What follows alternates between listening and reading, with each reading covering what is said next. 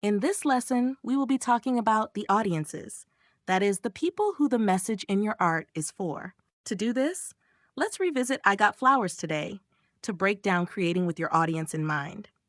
As artistic creators for social impact, we need to find the balance between effectiveness and efficiency. With the poem, the primary audience might be people directly affected by domestic violence.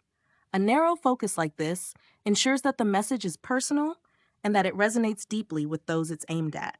It speaks directly to victims and survivors and offers them a mirror to their experiences and a window to a different, negative future. The intimate and emotional nature of the poem hits hard, but it reaches a smaller group. But focusing too narrowly means fewer people hear the message.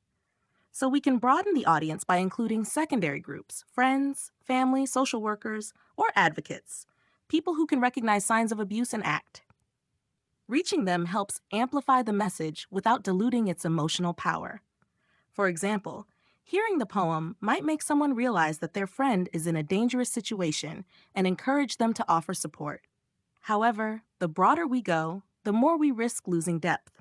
If we aim to include everyone, like policymakers, law enforcement, and the general public, we may reach more people, but in a less emotionally resonant way.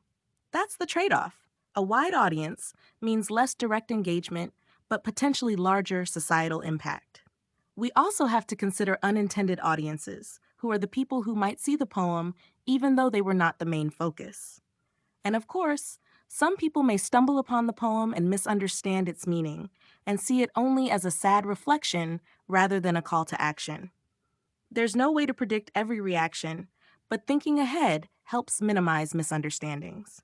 In summary, to reach our audience effectively, we can group similar individuals together, a strategy known as segmenting the audience.